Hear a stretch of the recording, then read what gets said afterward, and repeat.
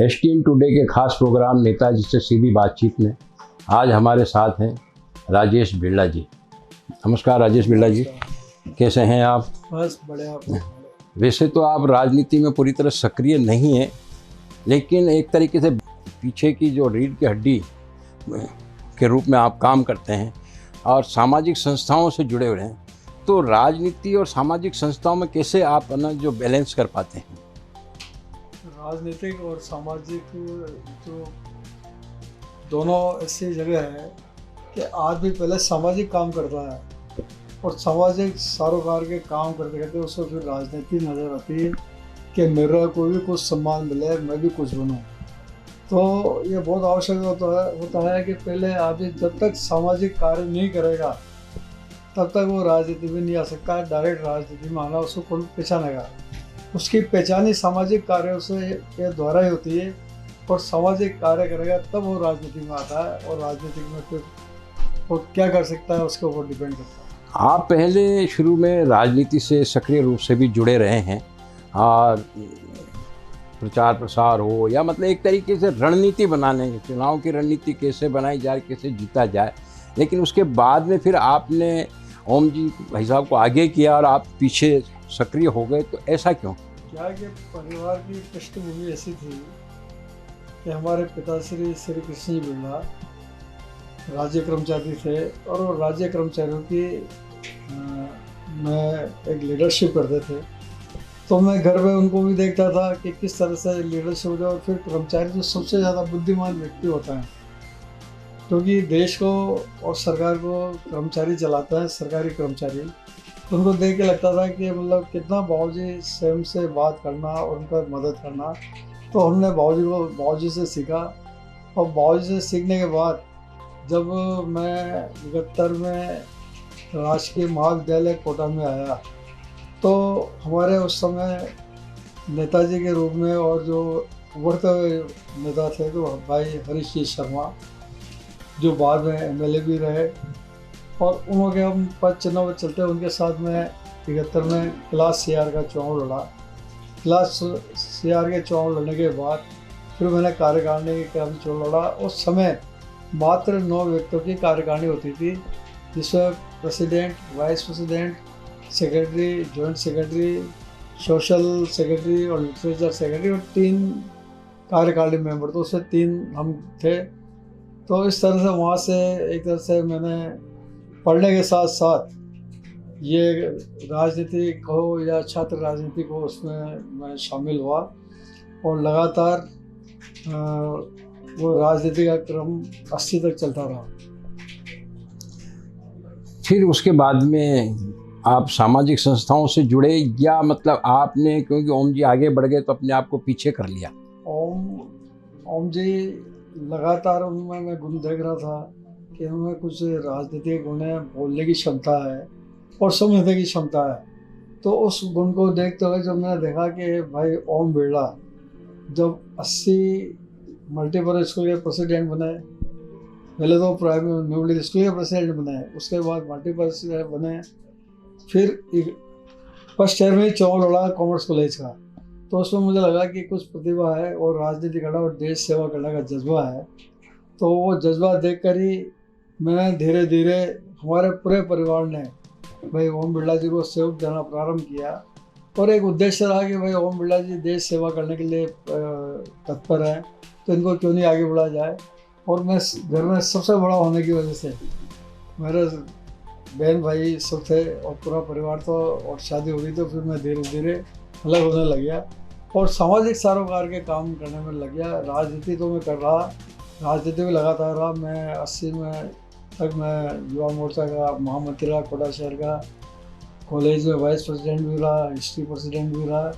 लेकिन भाई ओम बिरला जी जब 80 में देखा कि बहुत जज्बा है, काम करने की क्षमता है, तो धीरे धीरे उनको आगे बढ़ाना चालू किया। और आज मतलब ओम जी के लिए आपने अपने राजनीति को पीछे कर लिया, एक तरीके से त्याग कर दिया राजनीति? नहीं, ये त्याग तो कह नहीं सकता क्योंकि इतनी प्रतिभा हम मुझ में नजर नहीं आ रही थी कि मैं खुद इतना करूं। लेकिन भाई ओम बिरला जी में नजर आई तो मैंने आगे बढ़ाना चालू किया। लेकिन आज सामाजिक संस्थाओं में आप एक तरीके से सिरमौर है, चाहे नागरिक सहकारी बैंक हो, चाहे रेड क्रॉस हो, चाहे अन्य जो भारतीय हिंदू समिति, आज उन संस्थाओं को आपने जिस तरीके से जीवित कर रखा है, नागरिक सहकारी बैंक की शाखाओं को जिस तरीके से फैला रखा है और जिस तरीके से उसका मतलब पैसा मतलब जिस तरीके से बजट जिस तरीके से बढ़ाया जा रहा है, उससे नहीं लग रहा कि आप इस क्षेत्र में ज़्यादा सक्रिय हैं बनस्पत राजनीति की? मैं आपको एक बार पहले ही कह चुका कि माहौली श्री सिंह जुड़ना उनके पश्चिमों पर चलते हुए जिस तरह से उन्होंने ईमानदारी से और लगन से काम किया, किसी भी संस्था में आप जाओगे अगर उसका लगन से काम करोगे और उसका अपनी संस्था मानकर काम करोगे तो आपको कहीं दिक्कत नहीं आएगी। और हमारा प्रयास था, मैं स्वप्न देखता हूँ कि इस संस्था को कहाँ ले जाया जाए। जब मैं भारत तेंदुल का अध्यक्ष बना तो वो भारत तेंदुल भी बहुत खराब स्थिति में थी, उसको मैंने जीर्णोद्धार किया। उससे पहले मैं हितकारी का चेयरमैन बना तो हितकारी की भी एक बहुत छोटी सी संस्था थी, उसका आज बहुत बड़ा रूप दिया। उसके बाद वोक्ता भंडार का चेयरमैन बना तो वोक्ता भंडार में आपके सामने सुपर मार्केट बनाए, बिल्डिंग बनाई। और बैंक का भी यही कि बैंक जिस तरह से काम कर रही है, हमारा प्रयास था कि कोटा के नागरिकों की बैंक है और कोटा के नागरिकों की बैंक होने की वजह से हम इसमें ज़्यादा से ज़्यादा कोटा निवासियों को बेनिफिट दें, ये हमारा प्रयास होता है। और यही बात सीखी कि लगन से ईमानदारी से काम करोगे तो आप कभी कोई कमी नहीं रहेगी। तो महर्षि समाज में भी लगातार महर्षि समाज जब से मैं अध्यक्ष बना तो महर्षि समाज के जो भवन था उसको नवीनीकरण कराया। स्कूल भी आज जो महर्षि पब्लिक स्कूल है वो भी एक कोटा शहर का सबसे बड़ा स्कूल माना जाता है। तो इन सामाजिक संस्थाओं का राजनीतिक लाभ भी तो आप लोगों को मिलता है।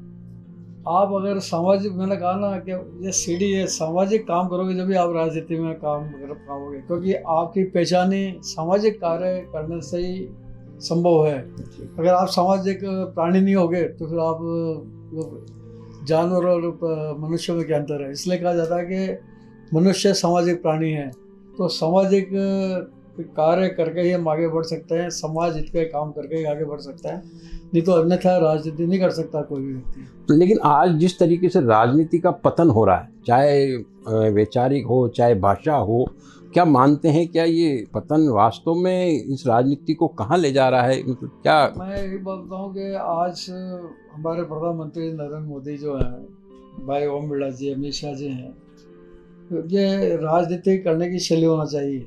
कुछ लोग ऐसे आ जाते हैं जो पूरी राजनीति को गंदी करते हैं। राजनीति करने में तो बहुत मेहनत करना पड़ता है, बहुत साल संभालना पड़ता है। बिना उसके बेईमान आदमी राजनीति नहीं कर सकते, ईमानदार आदमी राजनीति कर सकता है। बेईमान आदमी कुछ दिनों बाद आउट हो जाएगा, लेकिन जो ईमानदार होगा और देश के लिए कुछ करने का जज्बा होगा, तो हम देख रहे हैं कि आज मोदी जी हैं या अमित शाह जी है, भाई ओम बिरला, जो अपने संसदीय क्षेत्र में अपने देश के लिए कुछ ना कुछ करने के लिए उसका जज्बा रहता है कि मैं कुछ करूं। तो ये जब भी संभव, जब राजनीति, ये धारणा गलत बना रखी है कि राजनेता जो होता है वो चोर होता है और बेईमान होता है, लेकिन मेरी धारणा नहीं है। राजनीति करने में बहुत सावधानी रखनी पड़ती है, बहुत सावधानी से काम करना पड़ता है। जनता सब देखती है, जनता सब जानती है, जनता एक एक एक्शन राजनेताओं के जानती है कि राजनेता क्या कर रहा है, तो उसको ध्यान में रख के काम करना चाहिए। और भाई ओम बिरला, मुझे गर्व है, भाई ओम बिरला जी बिल्कुल सावधानी से और अपने गरिमापूर्ण देश की सेवा और अपने संसदीय क्षेत्रीय जनता की सेवा करने में हमेशा तत्पर रहता है। और उसका उदाहरण तो आप कितने प्रकल्प वो चलाता है, नए नए प्रकल्प चलाता है, नया नया सोच उनका है। और हर बार उनको चिंता रहती है मेरे संसदीय क्षेत्र की जनता का मैं कैसा भला करूं, कैसा उत्थान करूं। तो ओम जी आज इस पोस्ट पद पे जाके बैठे हुए हैं कि पूरा कोटा का नाम पूरे देश में ही नहीं विदेशों में भी फैल गया है, लेकिन क्या है कि कोटा के लोगों को या हाड़ौती के लोगों को उनसे काफ़ी अपेक्षाएं हैं, और क्या है कि समय की कमी के कारण वो सभी को समय नहीं दे पाता। तो आप लोग उसमें किस तरीके से सहयोग करते हैं उनका कि ताकि लोगों की समस्याओं का समाधान हो? पहले बात तो आपने कहा कि ओम बिरला जी समय नहीं देते, मैं कहता हूँ सबसे ज़्यादा समय वो अपने संसदीय क्षेत्र में देता है। छुट्टी मिलती है अपने वहाँ से तो सीधा अपने संसदीय क्षेत्र में आता है और जनता की सेवा करने के लिए हमेशा तत्पर रहता है। हम तो उसके सहायक हैं, हमें जो काम बताया जाता है और जो सहयोग कर सकते हैं, हमारा उद्देश्य रहता है कि हम उसका पूरा सहयोग करें और पूरी मतलब मदद करें कि जहाँ भी होती है कोई कमी हमें नज़र आती है वो हम बता भी देते हैं कि ये कमी है, शहर में ये हो रहा है या जनता ये चाहती है। तो ये हम बताने की कोशिश करते हैं कि जनता क्या चाहती है और शहर क्या चाहता है, तो हम बताते हैं समय समय, और उसका परिणाम ये होता है कि वो उसको अमल करता है, अमल करके उसको लागू कर रहा है कि ये काम जनता का होना चाहिए, शहर का होना चाहिए, शहर का डेवलपमेंट कैसे हो, ये दिमाग में हमेशा चलता रहता है। तो जिस तरीके से शहर की आर्थिक स्थिति कोचिंग के डाउन होने से बिगड़ी है, उसको लेकर के भी कभी आप लोगों ने आपस में चर्चा की हो या ओम जी को बताया हो यार इसको किस तरीके से सुधार किया जाए ताकि कोटा की आर्थिक स्थिति बेहतर हो सके? ये ओम बिरला जी की चिंता नहीं है, पूरे कोटा शहर और हड़ौती की चिंता है कि जिस तरह से कोटा शहर को कुछ लोगों ने मिलकर इसकी छवि धूमिल करने का प्रयास किया, और उस छवि धूमिल करने के लिए इतना हवा खड़ा कर दिया कि कोटा कोटा ऐसा है। एक्चुअल में ऐसा इतना कुछ है नहीं। और अब भी वापस मुझे लगता है कि जो बच्चे यहाँ से निकले हैं, ये एक तरह से मैं तो कोटा शहर के और हड़ौती के व्यक्तियों के लिए तो वरदान साबित हुआ, क्योंकि आप देखो कि कोटा के बच्चे पूरे वर्ल्ड में, पूरे हिंदुस्तान में काम कर रहे हैं और लाखों की संख्या में है, तो एक कोटा से ही निकल के गए हैं। चाहे आपके कहीं आसपास के परिवार तो आपको मालूम पड़ा है, कोई फॉरेन है, कोई हैदराबाद है, कोई कहीं पर है, कोई दिल्ली है। तो लोग हमारे कोटा शहर, अगर एक कोचिंग नहीं होती तो हमारे बच्चे भी नहीं पढ़ पाते।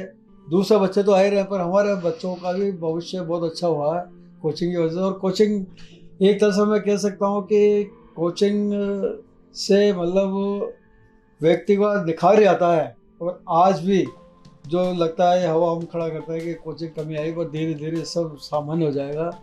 कुछ लोगों ने इसको जो बदनाम करने की कोशिश की, वो धीरे धीरे उसके सकारात्मक परिणाम सामने आने लगे। लेकिन जिस तरीके पहले कोटा औद्योगिक नगरी के रूप में जाना था, धीरे धीरे उद्योग बंद होते गए, अब कोचिंग सिटी के रूप में जाना जा रहा था, फिर धीरे धीरे कोचिंग खत्म हो रही, अब इसको पर्यटन सिटी बनाने की तरफ जो हम अग्रसर हैं, तो आप क्या मानते हैं कि हम क्या पर्यटन सिटी बना पाएंगे कोटा को?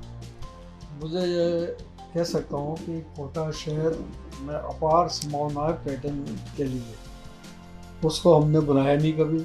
आप बूंदी देख लो, कोटा के आसपास ही देख लो, रावतबाड़ा देख लो, कहीं पर भी जाए तो इतनी संभावना है। लेकिन जब तक हम हमारी चीज़ें नहीं बताएंगे, क्योंकि आजकल सोशल मीडिया का ज़माना है, हम हमारे चीज़ों को बताएंगे, हमारे शहर में क्या है, हमारे आसपास क्या है। जैसे मुकंदरा आ रहा है अभी, तो मुकंदरा से एक तरह से पर्यटन बढ़ेंगे, नए नए होटल भी आ रहे हैं। और जो डेवलपमेंट देख रहे हैं हम पूरा कोटा शहर का, धीरे धीरे एयरपोर्ट आने के बाद जो भी कमी रही आज तक कोटा को डेवलपमेंट में, जो कमी रही थी, कोटा तो बहुत आगे होता।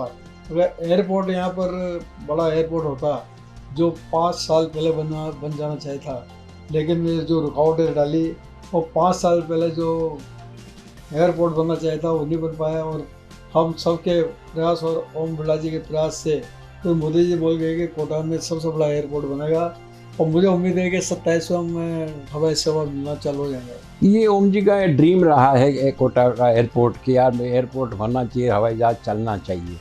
लेकिन कहते हैं कि पिछली सरकारों ने इसमें रुकावटें डाली, जिसकी वजह से आज ये लेट हो गया। अगर ये समय पर बनता तो हो सकता है कोचिंग और परवान चढ़ता या और भी उद्योग आते। मैंने आपको बताया ना कि 5 साल पहले अगर एयरपोर्ट बन जाता तो यहाँ पर इंडस्ट्रीज भी आती, IT सेक्टर भी आता, कोई भी व्यक्ति आता तो वो कहता अरे कैसे चलेंगे, वहाँ पर टाइम लगेगा। एयरपोर्ट होता तो ये सारी चीज़ें ऑटोमेटिक आ जाती। लेकिन अब बन रहा है 2027 में, बन रहा है, तो उसका हमें धीरे धीरे सकारात्मक परिणाम हमारे सामने आने लग जाएंगे। आप देखो होटल इंडस्ट्री भी यहाँ पे आएगी, पर्यटन का बढ़ावा भी मिलेगा। आसपास जो स्वयं माधोपुर है, भीलवाड़ा है, कोटा है, बूंदी है, झालावाड़ है, बहुत सारे दर्शनीय स्थान हैं। उसको देखेंगे तो आदमी को अपना आप हम देख के तो बता सकते हैं कि क्या है। लेकिन वो कनेक्टिविटी, बाकी कनेक्टिविटी तो बहुत बढ़िया है, रोड कनेक्टिविटी बहुत बढ़िया है। आज की तारीख में सबसे बड़ा कनेक्टिविटी रोड की है, रेलवे की कनेक्टिविटी बहुत बढ़िया है। लेकिन एयरपोर्ट को भी बहुत सारा जगह में 1 घंटे में पहुँच के वापस जाना रहता है, तो वो जा नहीं पाते, तो वो कमी पूरी हो जाएगी। और हमें बहुत विश्वास है कि उस कमी होने के बाद पूरा कोटा शहर का जो डेवलपमेंट होगा हमें देखने को अलग ही मिलेगा। कोटा शहर की जो आप कह रहे हैं बहुत अच्छा डेवलपमेंट हो रहा है, लेकिन जो कोटा की 2 प्रमुख समस्याएं होती है, आवारा पशु और सफाई व्यवस्था को आप भी देखते हैं कि है ना, जो आवारा पशुओं के आए दिन हादसे होते रहते हैं, सफाई नहीं होने, जगह जगह गंदगी के ढेर लगते हैं। हर बार ओम जी भी आते हैं, दौरा करते हैं, अधिकारियों को फटकार भी लगाते हैं।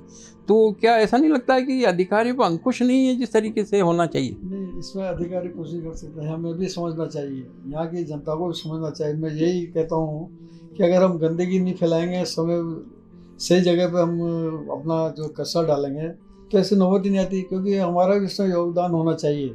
हमारा योगदान हो कि स्वच्छ कोटा शहर को रखने के लिए जो गंदगी हम फैलाते हैं उसको नहीं फैलाएं, तो अपना आप सबका साफ हो जाता है। अब हम नदियों को गंदा नहीं करेंगे, नदियाँ अपना आप साफ होगी। हम नदियों में गंदा करेंगे तो नदियाँ कहाँ साफ होगी? और अपना अब ये सारा, ये तो एक सामूहिक रूप से जागरण होगा जनता में भी कि हमारे शहर को हमें स्वच्छ रखना है, अच्छा रखना है, तो सब कुछ हो सकता है। अधिकारियों को हम दोष देते हैं, अधिकारियों को जरूर कहना चाहिए कि भाई वो क्या कर सकते हैं। मान लो अधिकारी सफाई करके जाता है और सफाई करने के बाद कोई कचरा फेंक देता है, तो अधिकारी क्या करेगा? तो हमें भी सावधान रखनी चाहिए कि कचरा वचरा फेंकने के लिए नियत स्थान पर ही हम हमारे जो बना रखें उसमें डालें। तो जिस तरीके से कहते हैं पिछली सरकार के समय भी काफ़ी डेवलपमेंट कोटा में हुए, लेकिन अब क्या है कि इसे विकास को लेकर के ही राजनीति होती कि साहब ये कांग्रेस समय में हुआ, ये बीजेपी के समय में हुआ, और होता ये है कि एक दूसरे की बुराई करते हैं और वो जो डेवलपमेंट होते हैं उनका पूरा उपयोग नहीं हो पाता। हेमंत जी, मैं आपको सही बात बताऊँ, आज ही सवेरे चर्चा चल रही है, मैं गार्डन में घूम रहा था, बात चली कि ललित जी ने थर्मल दिया, मेडिकल कॉलेज दिया, इंजीनियरिंग कॉलेज दिया, और जो मंत्री उसके बाद आए उन्होंने कोई ऐसी चीज़ बताओ जो दिया, और जो आ रहा था उसको भी यहाँ से गवा दिया। एम्स से आ रहा था, IIT यहाँ आई थी, चले गई। एक चीज़ बताओ, ललित जी के नाम से तो हम कह सकते हैं university, engineering college, medical college, thermal सब दिया। एक चीज़ बता दो कि कोई आई हो नहीं, तो ये इसका मतलब ये बाहर सुंदरता करने से उससे काम नहीं चलता। लेकिन मैं जो ये बात सबने कहा एक चीज़ तो बताओ, आप भी बता दीजिए कि कोई चीज़ आई हो कोटा में। नहीं, वो तो बड़ा दावा करते हैं कि साहब हमने चंबल रिवर फ्रंट बना दिया, हमने ऑक्सीजन बना दिया। चंबल रिवर फ्रंट पे जा कहाँ रहे हैं, वो बनाया उसका ठीक है, उसका उपयोग भी करना बताते हैं ना कैसे। लेकिन बीजेपी के लोग ही उसकी तारीफ कर रहे हैं, है ना। आपके राज्यपाल आते हैं, वो आते हैं। मुझे तो एक चीज़ बता दो, मैंने आपको 5 चीज़ें बताई ललित जी ने किया, भाई ओम बिरला के नाम से कोई चीज़ दर्ज हो जाएगी। लेकिन आप बताओ उस समय अभी क्या मिला अपने को कोटा में? कोई चीज़ मिली हो तो बताइए आप, मैं आपसे पूछ रहा हूँ ये बात। नहीं, अब वो पता नहीं चाहिए, फिर भी मैंने आपसे पूछ लिया। नहीं भाई, वो तो दावा करते ही है ना कि साहब पहले हमने बता दिया, हमने फिर ऑक्सीजन बना दिया, हमने मेडिकल कॉलेज खुला, इंजीनियरिंग कॉलेज खुला, यूनिवर्सिटी आई, थर्मल आया, ऐसे कोई चीज़ बताओ आप जो है कोटा में होगी। नहीं, पर उनके बाद के नेताओं ने भी कोई यहाँ पे वो प्रयास नहीं किए ना। अभी जैसे मान लो 2 बार बीजेपी की या 3 बार बीजेपी की सरकार रही, उसमें भी कोई ऐसा डेवलपमेंट नहीं हुआ कि जिसमें हुआ, चाहे वसुंधरा जी की सरकार के टाइम पे ऐसा कुछ हुआ नहीं है। अब ये जरूर है कि जैसे वो चीज़ होना चाहिए था वो नहीं हो पाई। वसुंधरा जी को, हमारे जो मुख्यमंत्री थी, उनको छोड़ना चाहिए था। कोटा का डेवलपमेंट होता तो आसपास के सारे क्षेत्रों का डेवलपमेंट होता। लेकिन ठीक है, वो कमी पूरी हो जाएगी। भाई ओम बिरला जी लग रहे हैं, आप देख रहे हैं हर जगह मतलब नए नए काम हो रहे हैं और वो सामने नजर आएगा। पर मैं जो ये बाहरी सुंदरता होती है उसकी जगह जो मतलब काम होना चाहिए, स्थायी काम, जैसे मेडिकल कॉलेज में अच्छी व्यवस्था हो, बड़े स्कूल बने। स्कूलों की दुर्दशा कितनी है, बड़े स्कूल बनने चाहिए। हमारा सोच है कि अच्छे स्कूल हो, अच्छे चिकित्सालय हो, अच्छे गरीबों को रहने के लिए अच्छे मकान मिले, ये सब होना चाहिए ताकि शहर भी स्वस्थ रहे और स्वस्थ रहे, पसंद रहे। तो ये जो चीज़ें आप बता रहे स्कूल ऐसे होना चाहिए, तो इनको ठीक करने के लिए, इनको बनाने के लिए, इनको बेहतर करने के लिए आप कभी ओम जी से चर्चा करते हैं कि यार ये है ना होना चाहिए शहर में? मैं जब भी बात होती है भाई ओम बिरला जी से, मैंने कहा शहर की बहुत चिंता होती है। मैंने यहाँ पे अगर 1-2 IT कंपनी भी आ जाएगी तो कोटा का डेवलपमेंट बड़ा हो सकता है। लेकिन वो मैंने आपको बताया ना कि एयरपोर्ट की वजह से सब आदमी होता है। और अब मुझे उम्मीद है, क्योंकि मैं पॉजिटिव सोच है मेरा, एयरपोर्ट आने के बाद मतलब आदमी के सारी एक्टिविटीज़ आपकी बड़े होगी और बहुत सारी चीज़ें आएगी, ऐसा मुझे उम्मीद करता हूँ और आशा करता हूँ, आशावान आदमी हूँ मैं। तो मतलब अपन मानते हैं कि 2027 में ना जो कोटा से विमान सेवा शुरू हो जाएगी और ना जो लोग ना जो उसका बेनिफिट पूरे वो आके देखेंगे। उनको जब बाहर से इंडस्ट्रियलिस्ट आएंगे या जो भी आएगा वो देखेगा, आप आके जाएगा, देखा कि शहर में क्या क्या है, तो सारी कनेक्टिविटी बड़े हो जाएगी। फिर एयर कनेक्टिविटी आपकी बड़े हो जाएगी, रोड कनेक्टिविटी बढ़िया है, रेलवे कनेक्टिविटी हो जाए, संचार, पानी, बिजली, यहाँ कोई कमी नहीं है। एक्चुअली इसका डेवलपमेंट तो बहुत बड़े होना चाहिए था। तो आज मतलब मैं तारीफ करूँगा कि धारीवाल जी जब वो थे उनके पिताजी, उन्होंने इंडस्ट्री लाया, तो जो काम करता है तो उसकी तो पूजा होगी। उस टाइम इंडस्ट्रीज आई, आज कोटा शहर इंडस्ट्रीज है तो धारीवाल जी की देन है। अगर धारीवाल जी उस टाइम इंडस्ट्री नहीं लाते तो लेकिन जो वो बंद हुई उनको रोकने के लिए किसी ने भी प्रयास नहीं किया ना भाई। तो इसमें बहुत बड़ा तो मतलब कारण आपको याद है यहाँ पर क्या फिर रही, किस कारण रहा। अगर वो काम नहीं होता, कॉन्क्रीट वाली बात आपको पता है सारे सारे। हाँ तो मतलब फैक्ट्री उससे वजह से बंद हुई, लेकिन अब वापस धीरे धीरे फैक्ट्री में आ रही है। आप बूंदी के आसपास कभी 50 नई फैक्ट्रियाँ लग गई और 50 और है, तो ये प्रोसेस चल रहा है, ये काम चलेगा धीरे धीरे। अब क्योंकि क्या है कि कोई भी काम करने के लिए एक पॉलिसी देती है, उस पॉलिसी से सारे काम होंगे। मैं कह रहा हूँ, मैं उम्मीद आशावान हूँ बहुत कुछ काम होगा। तो आप मानते हैं भजन लाल जी की सरकार बेहतर काम कर रही है, जबकि अपन जानते हैं कि पहले बजट में कोटा में है ना जो बस पोर्ट की घोषणा हुई उसका आज तक कोई ये नहीं हुआ।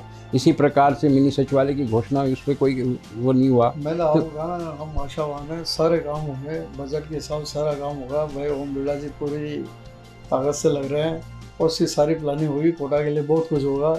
आप आशावान बनो और आशा रखोगे तो सब काम होंगे, क्योंकि बहुत उम्मीद है। और ओम बिरला जी को भी है कि मेरे संसदीय क्षेत्र में बहुत कुछ काम हो, और मैं देख रहा हूँ कि करोड़ों के बजट आ रहे हैं और करोड़ों के काम हो रहे हैं। वो आपको भी दिखता होगा और आप भी देख रहे होंगे। ऐसा नहीं कि काम नहीं हो रहे, लेकिन अब धीरे धीरे उसकी प्रोग्रेस धीरे धीरे आएगी तो होगा। तो ओम जी अब देश की सर्वोच्च संस्था लोकसभा के अध्यक्ष हैं, आपको कैसा लगता है जब वो वहाँ बैठ करके सारे सांसदों से वो करते हैं, मंत्रियों से जवाब लेते हैं, परिवार को क्या महसूस होता है? हमें गर्व महसूस होता है कि हमारा छोटा भाई एक देश सेवा के लिए और वहाँ के लिए इतने तक पे है। तो गर्व की बात हमें नहीं, मैं तो कह रहा हूँ पूरे कोटा शहर के सारे मित्रों को गर्व होता है, क्योंकि हम तो सुनते हैं जितने भी उसके मित्र हैं, जो भी कोटा शहर के, यार हमारा गौरव है कोटा शहर, तो मानना ही चाहिए। और कोई कुछ भी कहे उससे थोड़ी अंतर उठता है। राजनीति में सब चलता है, राजनीति में मैं तो जानता हूँ कि आज मान लो कोई भी हो जो बड़े काम कर रहा है उसे तारीफ करना चाहिए, और तारीफ और काम बुरा करे तो उसको छोड़ दो, भूल जाओ क्या किया नहीं किया। जो बड़ा काम करे उसको आगे बढ़ाने। तो आपको नहीं लगता है कि आपको भी यार चुनाव लड़ना चाहिए, विधायक बनना चाहिए, मंत्री बनना चाहिए? एक सपना होता है ना आदमी का कि या ना जो कि मैं भी कुछ ऐसा। मैंने शुरू में बताया कि हमारा सपना सिर्फ मात्र ओम बिरला जी को बनाने का था। हमने कभी ये सपना नहीं देखा कि मैं विधायक बनूं या वार्ड पार्षद का चुनाव लड़ूं। मैंने कभी नहीं सोचा, न मेरे परिवार के कोई व्यक्ति ने सोचा। मैं बहुत बार कह चुका कि हमारे परिवार की ओर से कोई ऐसा चुनाव लड़ने के नहीं तो प्रयास करता है, क्योंकि जब तक भाई ओम बिरला जी है तो हम कोई आगे भी ऐसी कोई मेरी तो कोई लालसा नहीं है कि मैं कोई मतलब राजनीतिक क्षेत्र में कोई। तो ओम बिरला जी अब इतने बड़े पद पे हैं, अब आपकी क्या उम्मीद है कि ये और किस पद पे जाना चाहिए ताकि कोटा का नाम और ईश्वर ने जो दिया ना उससे सब्र करना चाहिए। आगे मतलब सोचने से कोई फायदा नहीं, ये तो ईश्वर जो करता है वो होता है। ईश्वर ने जो दिया, जो अपन कहाँ थे आपको पता है, हम सबको पता है कहाँ से कहाँ पहुँचे, तो ईश्वर ही देन है। और ईश्वर ही पहले नियत ऐसे थे, वो पहले से नियत करके रखता है कि क्या होगा, तो आज तक कुछ ही नहीं है। तो जब ओम जी चुनाव लड़ते हैं पूरा परिवार एकजुट होकर के बैकबोन की तरह इस तरीके से लगता है कि या ना जो हमारा सपना था पूरा करना था, पूरा किया, तो अब हम क्यों पीछे हटेंगे। हम तो ये कोशिश करेंगे पूरी ताकत से, पूरे परिवार ने, इष्ट मित्र और जो भी शुभ चिंतक है वो सब जुड़ते हैं और सब साथ में लगते हैं। तो मुझे तो वैसा महसूस लगता है कि जब चुनाव या कोई ऐसी बात होती है तो ओम बिरला जी के लिए सारे उसके जो सहयोगी हैं, जो उसके शुभ चिंतक हैं, पूरी ताकत से लग जाते हैं। और वो आप देखते हो चुनाव में कि मतलब चाहे बाकी टाइम अपना आराम से काम करते हैं, लेकिन उस टाइम तो पूरे सक्रिय हो जाते हैं। पिछले चुनाव में बड़ा थोड़ा सा वो रहा, कुछ भाषाओं का भी कुछ ये रहा, कुछ लोग जो सामने वाले थे उन्होंने कुछ इस तरीके से, तो आपको नहीं लगा यार इस तरीके की राजनीति बहुत ही।